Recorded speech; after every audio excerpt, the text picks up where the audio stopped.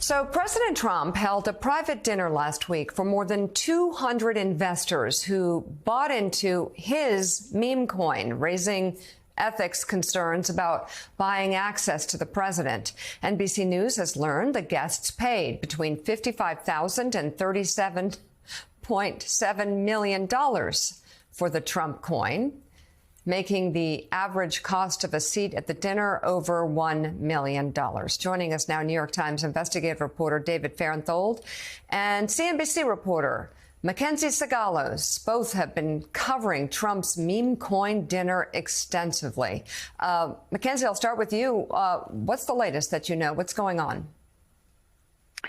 Well, what we're looking at now is stablecoin legislation in Congress hitting a standstill as a direct result of this dinner. And part of the concern comes from the list of attendees. You've got the #1 token holder, Justin Sun, a Chinese-born crypto mogul who owns $97 million worth of 2 Trump-related tokens.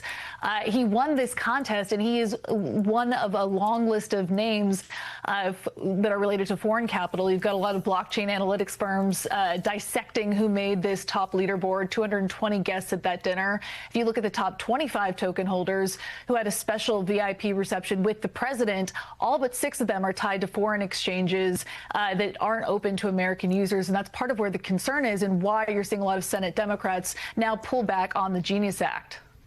So, David, you've got a great piece in the New York Times about this dinner, who was there, why they were there. Justin Sun, who was just invoked there under investigation by the SEC.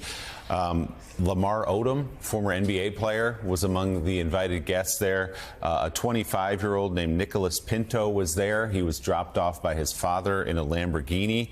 His takeaway from the night, Pinto, quote, "The food sucked. Wasn't given any drinks other than water or Trump's wine. My glass was only filled once." He said Trump didn't even talk to most of the guests. So if you can just take a step back, paint for our viewers a picture of what was going on that night and what exactly this Trump coin even is. It is a strange concept what the coin is. Basically, you think it sounds like Bitcoin or something like that that could be used as currency, but this is not meant to be used as currency. It's basically just something fun to speculate in. And the problem was that people weren't that interested in speculating in it until the Trump folks announced this dinner, where if you paid a certain amount, you invested a certain amount, you got to come to a dinner with President Trump. And it seems like there were sort of 2 different experiences at this dinner, talking to the people that were there. The lower tier folks, the folks that weren't VIPs, they basically got to go to a dinner at Trump's golf club. They didn't get to meet him. He showed up, made a little speech that was partly about the golf club, and then left without having dinner. So for them, they were like, either they were disappointed either with the food or the lack of access to the president, or if they had a good time, it was just because they got to meet each other. It wasn't because of their access to Mr. Trump. There's a different experience for the VIPs, the top 25 holders of this coin. And again, buying this coin means money goes to President Trump.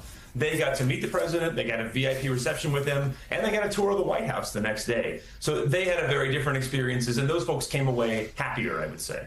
Yeah, and certainly the tour of the White House is, for many, raised the ethical concerns here. That is the people's house, and it's part, Mackenzie, of this scheme for Donald Trump and his family to enrich themselves. So talk to us a little bit more, if you will, if there's any estimate as just to how much Trump, his family, Trump Org, is profiting off of this, and what sort of, if any, like watchdog or investigation could be launched by Democrats or lawsuits by good government groups. Walk us through it.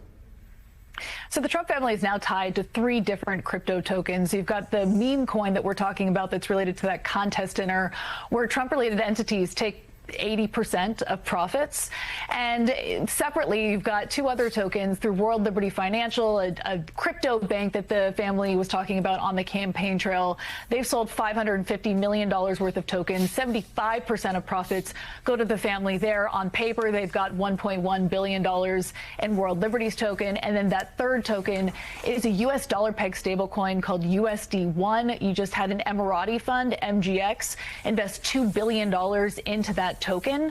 And so some of these profits are just on paper at this point. They're not a liquid stake that you can immediately sell. With that meme coin in particular, even though the founders of it hold a certain cash, there is a lockup window. But in the interim, a lot of the trading activity that we've seen tied to this exuberance over a contest dinner or any sort of announcement that the president makes, there are trading fees that are earned for insiders. So we've seen north of $320 million just in trading fees on that Trump meme token so far. And going to your second point there, concerns and whether there might be inquiries. Yes, we've heard Democrats on both from the Senate and the House looking to open probes.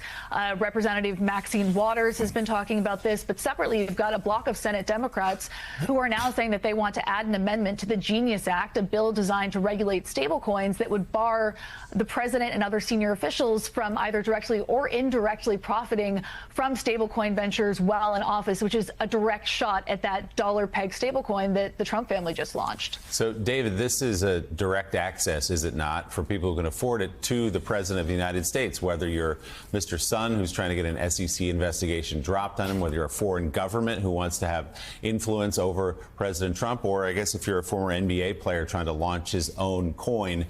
This is a way to get to this president, is it not? It is, and that's both physical. Like, this is the easiest access we can see because they had to come to the Trump golf course in person. We got to see them when they signed in. We can't really measure the way that other folks who are buying into these currencies are getting access to the president behind closed doors. One of the things that the White House has said is, the president is doing this on his private time. This is outside his work duties. But what we know from the law and experience is that the president is never off. He's never not the president. He's always the president. And so there's no such thing as a presidential side hustle. In this case, when he spoke to these folks at his golf club, he was speaking from the presidential lectern. And certainly folks see this as a way to access the president. They've said that explicitly. Buying these coins, getting into these businesses is a way to get the president's ear. It's a way to influence him. And I think we're just seeing a little bit of it because this dinner actually happened in person. The rest is a lot harder to see. New York Times investigative reporter David Fahrenthold and CNBC's Mackenzie Sigalos. Thank you both very much for being on this morning. We'll turn